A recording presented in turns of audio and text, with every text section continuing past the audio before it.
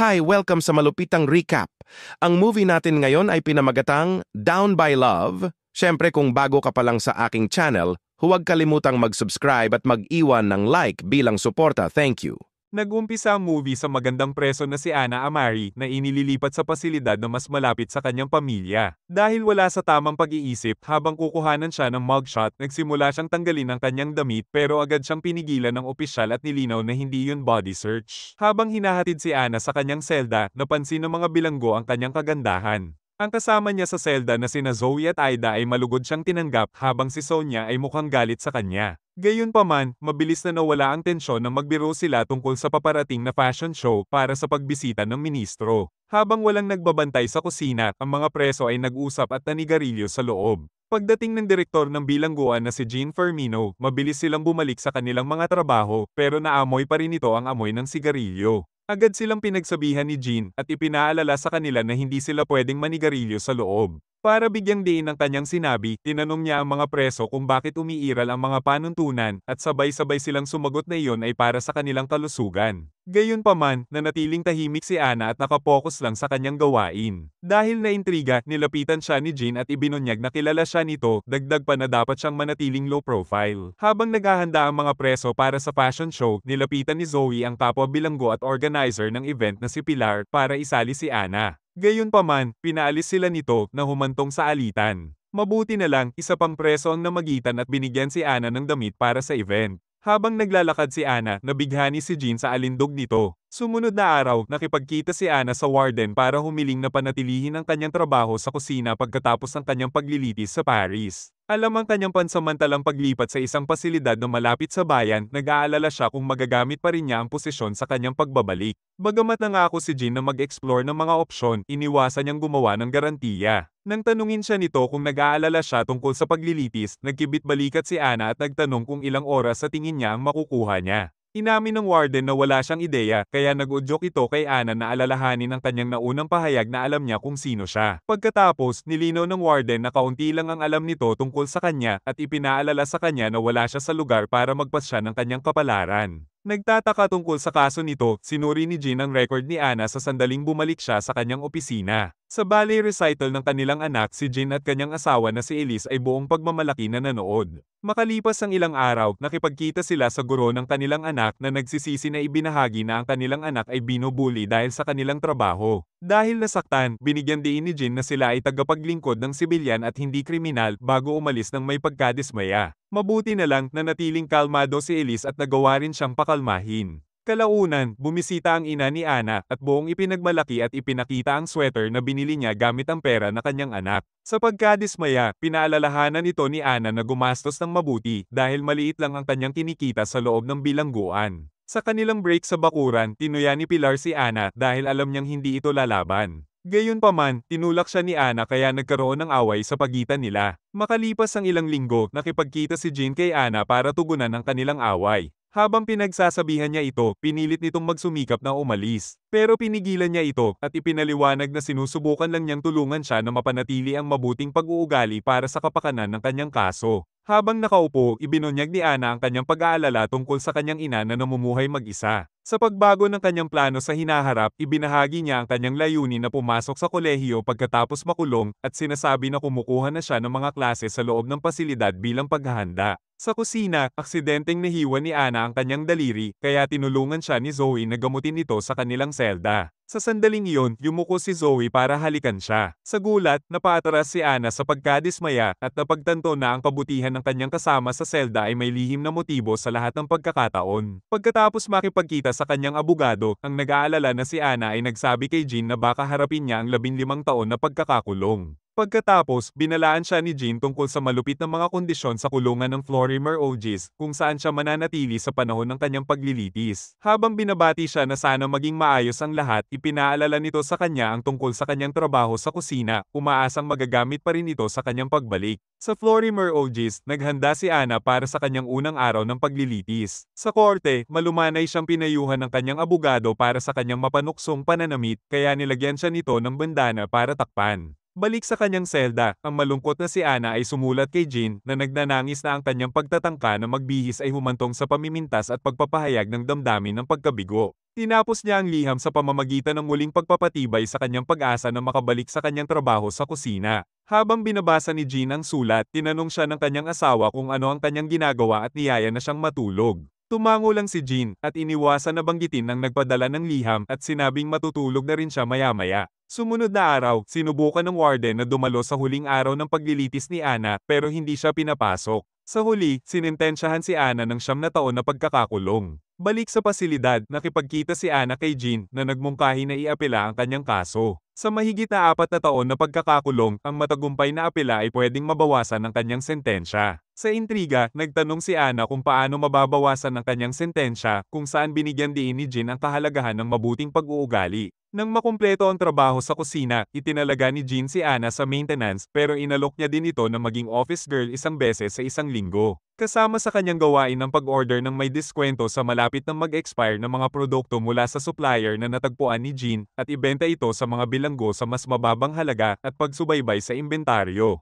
Habang nagtatrabaho si Ana sa opisina, bumisita si Jin at namangha sa kanyang pag-unlad. Gayunpaman, nakakahiyang sandali ang lumitaw ng saglit na magdikit ang kanilang mga kamay na nag-iwan kay Ana sa pag-iisip na pwedeng may higit pang namamagitan sa kanila. Kinalaunan sa isang klase sa panitikan, tinalakay ng mga preso si Phaedra, ang mitolohiyang nilalang na umibig sa isang tao na hindi nararapat. Habang napupunta ang pag-uusap sa tema ng ipinagbabawal na pag-ibig, nakinig ng mabuti si Ana at ang kanyang pag-iisip ay napunta sa warden. Sa aklatan sa bilangguan, nilapitan ni Jin si Ana na nagsusulat at ipinagpalagay na para ito sa kanyang klase sa panitikan. Kinorek siya ni Ana at sinabi na may iba siyang ginagawa. Nakaramdam siya ng pagkabalisa, kaya umupo siya para magtanong kung ano ang problema. Tahimik na sinabi ni Ana na siya ang issue. Pagkatapos ay umalis na ito at iniwan ang kanyang sinulat na nagsasabing para sa kanya iyon. Lingid sa kanilang kaalaman, nakikinig si Pilar sa kanilang pag-uusap. Sumunod ay binasa ni Jin ang sulat at napagtanto niyang nagkaroon si Ana ng nararamdaman para sa kanya.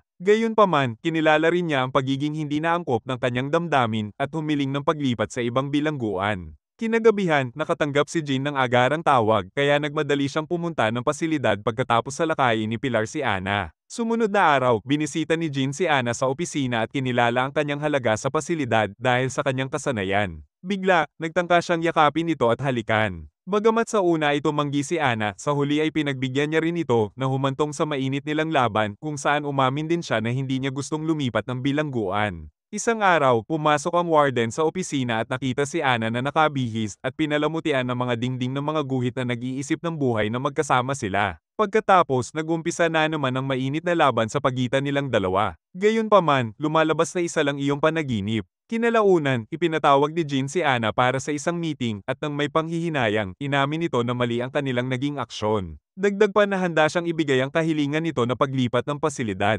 Ikinagalit ito ni Ana at nakaramdam ng pagtataksil pagkatapos na mapaniwalang pareho sila ng nararamdaman. Sa isang pagpipinta na pinamumunuan ng asawa ni Jin na si Elise, nagboluntaryo si Ana bilang isang modelo. Alam nitong nanunood ang warden kaya sadyang naghubad siya at ginamit ang sandali na asarin ito. Habang nagluluto si Jin, biglang pumasok si Elise sa kusina ng walang saplot. Napansin nito kung paano hindi niya maalis ang kanyang tingin kay Ana sa klase pero hindi ito pinansin ni Jin at nagsimula na ang kanilang mainit na laban. Dahil hindi makatulog, tinabihan ni Ana si Zoe para sa kaginhawaan at naghanap ng aliw pagkatapos siyang talikuran ng warden. Pagkatapos ng mga aksyon ni Pilar, ipinaalam ni Jin na mananatili ito sa Bartolina hanggang sa kanyang paglipat. Sa panghihinayang, nagbanta si Pilar na ilalantad ang relasyon nila ni Ana pero nanatiling hindi nababahala ang warden. Kinalaunan, nakita ni Jin si Ana na nagpapagupit sa halip na magtrabaho, kaya pinagsabihan niya ito. Sumagot si Ana na ililipat na siya, pero isiniwalat ni Jin na mananatili pa rin siya at inutusan siyang bumalik na ng opisina. Sa opisina, nagkasundo na silang dalawa at ipinagpatuloy ni Jin ang paggupit sa buhok ni Ana. Nang mapunta sa personal ang kanilang pag-uusap, inamin ni Ana na alam nitong may asawa na siya at nagtanong kung may mga anak ba siya.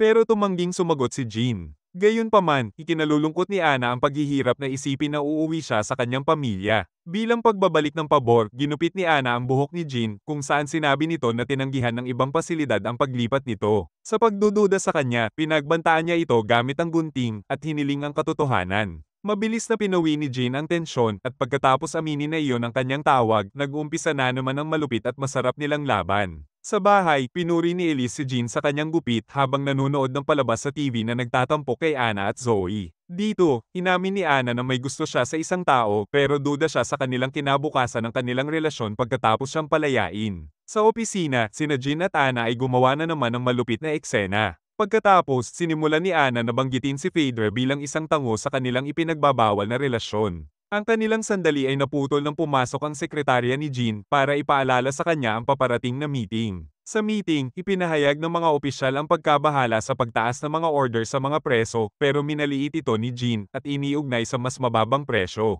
Tinanong din nila ang oras niya kasama si Anna pero ibinasura ito ng warden bilang chismis at sinabing minsan lang ito nagtatrabaho sa opisina sa isang linggo. Sa panahon ng pagbisita, pinaghinalaan ng ina ni Anna na may itinatago siyang lihim na relasyon kaya hinimok siya na wakasan na ito. Dahil dito ay sumigaw si Anna at inakusahan ng kanyang ina na hindi siya nito kailanman naunawaan at hindi talaga ito nandyan para sa kanya. Nakaramdam ng pagsisisi, kalaunan ay nakinig si Anna ng isang recording ng kanyang ina na kumakanta habang nakahiga sa kama. Hindi nagtagal ay dumating si Jean para samahan siya habang iniisip niya kung gaano kasakit ang naidulot niya sa kanyang ina. Pagkatapos sabihin ni Anna ang tungkol sa kamakailan na pagtatalo nila ng kanyang ina, tiniyak ni Jean sa kanya na natural lang ang pag-aalala ng isang magulang. Pagkatapos, inamin niya na hindi siya naging mas masaya gaya noon at nauwi ang kanilang pag-uusap sa matinding laban. Kinalaunan, sinimulan ni Jean na videohan si Anna sa kanyang cellphone bilang isang alaala. Sa kanyang pagkadismaya, inilabas ni Anna ang sariling cellphone na isang paglabag sa mga panuntunan sa bilangguan. Para payapain siya, isinulat niya ang kanyang numero sa kanyang kamay at nag-alok na ibigay ang cellphone. Bagamat hindi ito kinumpiska ni Jean, halata ang kanyang pagkadismaya. Habang paalis na siya, sinabi niya na mawawala siya sandali para gumugol ng oras sa kanyang pamilya. Dahil nakaramdam ng pinabayaan, sinampal ni Anna si Jean.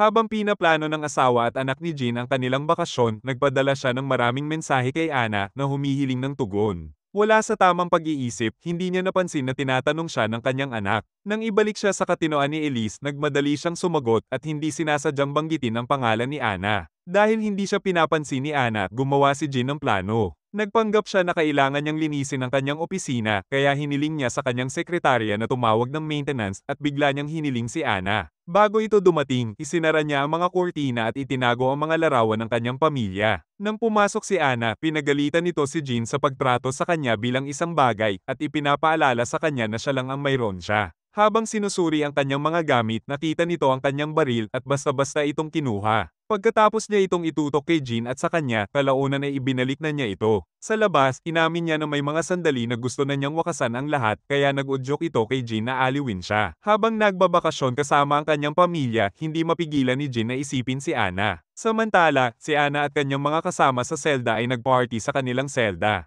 Kinalaunan, nakatanggap si Jean ng mga mapanuksong larawan at video mula kay Anna na kuha mula sa party. Sumunod na araw, sabik na hinintay ni Anna ang kanyang ina pero sinabihan siya na hindi ito bumisita. Kasunod nito, tinawagan niya si Jean para magtanong tungkol sa kanyang ina pero nasa gitna ito ng mainit na laban sa kanyang asawa. Dahil hindi ito sumasagot, tumigil na si Anna na tawagan ito. Sa sobrang kawalan ng pag-asa, kumuha siya ng maraming gamot para wakasan na ang kanyang paghihirap. Kalaunan ay isinugod si Anna sa ospital kung saan pinutol ni Jean ang kanyang bakasyon para samahan siya. Dahil sa alitan ng kanyang pamilya at kanyang damdamin para sa bilanggo, ang warden ay uminom sa isang bar. Dahil sa sobrang lasing, sumayaw siya sa sayawan at nagsimulang makipagsayaw sa babae na sa tingin niya ay si Anna. Nang samantalahin niya ang babae, lumaban ito na nag-udyok sa iba na makisali kaya pinaalis siya sa bar. Pagbalik sa ospital, nakita ni Jean ang ina ni Anna na ibinahagi na mabuti na ang kalagayan ng kanyang anak. Gayunpaman, nang subukan niyang pumasok sa kwarto ni Anna, pinigilan siya ng isang opisyal.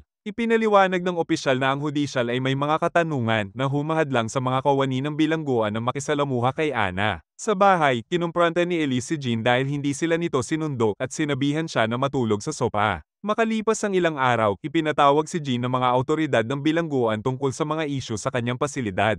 Matapos magpanggap ng warden na wala siyang alam, ibinunyag ng investigador na nakatanggap sila ng liham mula sa isang dating preso na naglalantad sa relasyon nila ni Anna. Sinubukan ni Jean na maliitin ang ulat at sinabi na ang preso na nag-ulat na si Pilar ay may galit lamang dahil binyantaan niya ito na ililipat niya ito. Gayunpaman, isiniwalat ng investigador na maraming reklamo ang isinampa na humantong sa isang paunang mga tanong. Pagkatapos ay binanggit ng investigador ang dalawang trabaho ni Ana na lumalabag sa mga panuntunan ng bilangguan. Bilang depensa, ipinaliwanag ni Jean na ang tungkulin nito sa opisina ay isang beses lang sa isang linggo at siya nang ang kwalipikado para doon. Kalaunan, sinabi ng investigador na tinutukoy ng mga bilanggo si Ana bilang alagang hayop ng warden pero nanatiling walang kibo si Jane. Nang ilabas nito ang cellphone ni Ana, sarkastikong nagpanggap siyang nagulat na nagpapahiwatig na karaniwan lang ito. Dahil sa pagkabigo, tumayo si Jin at iginiit ang kanyang autoridad bilang warden at ibinasura ang mga akusasyon bilang tsismis lamang. Habang paalis na siya, ipinaalam sa kanya ng investigador na ililipat si Ana sa ibang pasilidad. Sa bahay, sinurpresa si Jin ng kanyang pamilya para sa kanyang kaarawan. Habang nagdiriwang, binigyan siya ni Elise ng pagpipilian, lumipat siya sa ibang pasilidad o umalis ng bahay. Kinagabihan habang nag-iisip, naisip ni Jin ang isang buhay kasama si Ana. Sa huli, nagpasya siyang umalis ng kanyang tahanan. Kinalaunan, nagising siya sa bago niyang apartment mula sa nag-doorbell. Dumating ang kanyang asawa at anak para sa lingguhang pagbisita. Gayunpaman nakiusap si Jin na meron siyang mahalagang gagawin. Nagbalat kayo si Jin bilang isang manggagawa sa nilipatang selda ni Ana. Umakyat siya sa rooftop para panoorin si Ana at nagpaputok ng mga paputok para makuha ang atensyon nito. Gamit ang cellphone ng ina ni Ana, tinawagan ito ni Jean para sabihin na nag-ayos siya ng mga paputok bilang regalo sa kanya. Ipinaliwanag niya na gusto niyang panatilihing lihim ang kanilang relasyon kaya hindi siya dumalo sa pagdinig ng kanyang apela. Dagdag pa niya na siya ay nagpahinga ulit mula sa trabaho para malinawan ang kanyang isip. Tiniyak ni Jean kay Ana na magkikita rin sila sa lalong madaling panahon, lalo na kung bibigyan siya ng isang araw na leave pagkatapos ng kanyang apela. Sa sabik, ibinahagi ni Ana ang kanyang hiling na magpalipas ng araw sa isang hotel kasama siya. Bago matapos ang tawag, nag-isip si Ana sa pagbuo ng isang buhay kasama si Jean at nakiusap dito na huwag siyang kalimutan. Pagkatapos ng kanyang matagumpay na apela, binawasan ang sentensya ni Ana at binigyan siya ng bakasyon. Gaya ng plano, nag-check-in sila ni Jean sa hotel kung saan sinulit ni Jean ang maganda at malupit na si Ana. Pagkatapos ng matinding laban, mabilis nang nagbihis si Ana na nag-udyok kay Jean na ipaalala sa kanya na ito ang lagi nilang gusto. Inamin ni Ana na nagkasala siya dahil alam niyang may asawa at anak si Jean. Sa pagtiyak sa kanya, sinabi ni Jean na ito ay kanyang pasanin at hindi sa kanya. Habang palabas siya para manigarilyo, mapagbirong ipinaalala nito sa kanya na masama ito para sa kanyang kalusugan. Sa tindahan, bumili si Jean ng lighter at SIM card. Pagkatapos ay ibinigay niya ang SIM card kay Ana para magamit niya ito sa pagtawag sa kanya. Para makabawi sa pagkansela ng mga naunang plano, binisita ni Jean ang kanyang pamilya sa bahay para ihatid ang kanyang anak sa paaralan. Habang naghihintay, kinausap niya si Elise at inamin na mahal niya si Ana. Dahil nasaktan sa pagtataksil niya, nagbabala si Elise na makakalimutan siya ni Ana kapag nakalaya na ito. Pagkatapos, ipinaalala nito sa kanya na nasa kanya na ang lahat gaya ng matatag na trabaho, isang mapagmahal na asawa at isang anak.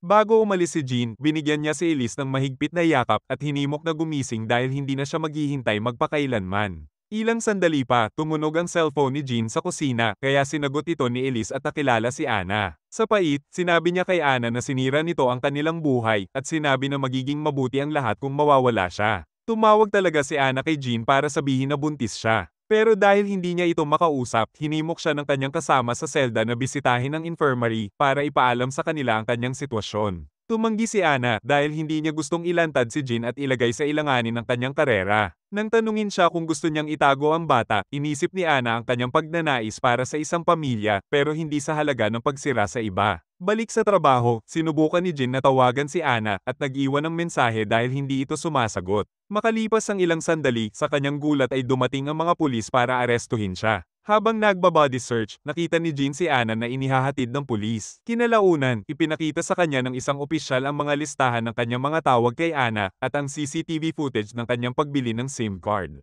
Habang nananatiling tahimik si Jean, hinimok siya na sabihin ang totoo para mailigtas ang kanyang trabaho na sinasabing minamanipula lang siya ni Ana. Tiniyak nito sa kanya na ang pag-amin ay hindi haantong sa isang paghatol kundi babala lamang na mananatiling kumpidensyal. Dahil nasaktan sa akusasyon na minamanipula, mariing na iginiit ni Jean na walang nauunawaan ang opisyal sa kanyang relasyon kay Ana. Sa huli, siningil si Jean sa pakikipagsabuatan para sa pagbibigay sa isang bilanggo ng isang cellphone at pakikipag-ugnayan sa kanya sa isang matalik na relasyon. Ang paglabag na ito ay pwedeng parusahan ng 3 taon na pagkakakulong. Habang naghihintay ng paglilitis, inilagay siya sa proboscion at ipinagbabawal na makipag-ugnayan kay Ana. Samantala, mananatili si Ana sa bilangguan na ikinalulungkot ng mahistrado na siya ay karapat-dapat na palayain. Sa araw ng bakasyon ni Ana, hindi sumunod si Jean sa mga utos at sinurpresa si Ana sa pagbisita. Habang hinihimok niya itong sumakay ng sasakyan, mariin niyang ipinaalala sa kanya na wala siya roon. Dahil walang kibo, lumabas si Jean ng sasakyan at hinalikan si Ana at sinubukan itong kumbinsihin na mabuhay kasama siya. Gayunpaman, biglang lumapit ang isang lalaki at nagmadaling umalis si Ana kasama ito at naiwan si Jean mag-isa. Sa galit, hinabol ito ni Jean para harapin si Ana at kasama nito. Sa harap ni Ana, ipinaalala ni Jean ang lahat ng ibinigay niya para sa kanya.